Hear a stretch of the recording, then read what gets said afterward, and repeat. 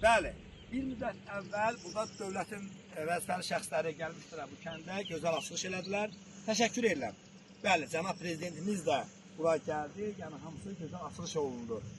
Gözəl yollar çəkilir, gözəl işlər gedir, gözəl bərpa işlər gedirlər. Amma təəssüflər olsun ki, cənab prezidentimiz və aidiyyəti olan orqanlar bu kənddə demək olar ki 10% kasıb yaşayır. Qalanları hamısı imkanlı şəxslər evləri alıbdılar və qıfılların hamısını vurubdular, işıqları yanılı qoyubdular, həyətdə paltarları sərifdilər. Güya ki bizləri alladırlar, amma bizləri alladanməzlər, özlərini alladırlar. Və onlar buranı daysa kimi istifadə edirlər, ikinci evləri kimi istifadə edirlər. Amma mənim yerlilərim, mənim həmvətənlərim, mənim Azərbaycanlılarım, mənim Kəlbəcərlilərim, Laçınlarım, Şuşalılarım, və yaxud ki Ağdamlılarım, bizim Ağdərlilərim gedib hansısa vaqonda da qalanlar var. Məktəbin həyətində qalanlar da var, bağçada qalanlar da var, zirzəmidə qalanlar da var. Baxın, evləri mən göstərəm sizlərə, hamınıza bu aşağı Orataq kəndi, bütün işıqlar yanlıdır. Yəni göstərəm belə, baxın, diqqətlə, bütün evlər hamısında adam yaşamır, heç birində. Heç birində. Demək olar ki 5-6%'ında yaşayırlar. Kilit var orada. Baxın. Gördünüz kilidi. Bax. Hamısında 90%'ında alıntılar qoydular bura, daysa kimi istifadə edirlər. Bəli, bura aşağı Orataq kəndidir. Gördüyünüz kimi, villa kimi və daysa kimi bunu istifadə edirlər və təmir olunmayandır. Və təmir olunan ev. Və burada adam qarar deyəsən. Yox, qalmır. Gördüyünüz kimi, bu cür bizim insanlarımız əziyyət çəksə, torpaqlar alınır, cənab prezidentin siyasət nəticəsində qardaş daysa kimi istifadə edirlər, bax. Bayım gəlsi! Hələ bura təhvil verilməyibdir. Baxın, baxın, görürsünüz qapı bağlı. Gördünüz, 2 mərtəbəli ev, hansı vəzifəli şəxslərini bunlar? Niyə imkansızların haqqına girirlər? Baxın. Baxın, baxın, baxın. Buna baxın, qapını bağlayıbdılar və ot. Buradan görsən ki, bu evə aylardır gəlinmir. Amma insanların haqqına girirlər. Baxın, işıqlar da yanlı vəziyyətdədir. Mənim adiyyəti olan orqanlarım, yəqin ki, bunlar haqqında ciddi tədbir görəcəksiniz. 2 mərtəbəli evlər, Qarabağda olan bütün nə qədər ki gözəl evlər var, hamısı vəzifəli şəxslərə verilir. İşıq burada da yanlıdır. Bir dənə kənardan baxan kimi bilinir ki, bu işıqlar niyə yanlıdır? Çünki həftələrlə, aylarla bu evlərə gəlinmir. Gördünüz? Gəlinmir bu evlərə. Və adiyyəti olan orqanlar, xahiş edirəm, buralar daha çəkim istifadə edirlər. Bunlar haqqında ciddi tədbir görsünlər. Təşəkkürlər, minnətdarım. Bu ev təhvil verilmir yəqin ki. Niyə? Hələ tam bərpa təmir işləri getmir. Bax, bu ev niyə verilmir ki? Burada tikinti ilə bağlı.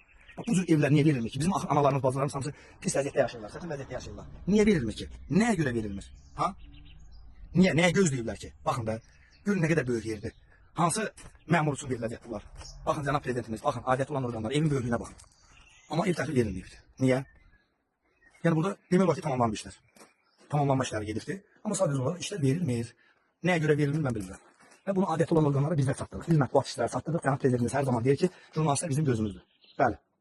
Baxın, bu evlər niyə satılmır? Yəni yəqin ki, bir həftədən 10 gündən sonra bunun qapısında bir dənə qıfıl olacaq ki, yəni görünsün ki, bu ev və adam var. Amma adam olmaz.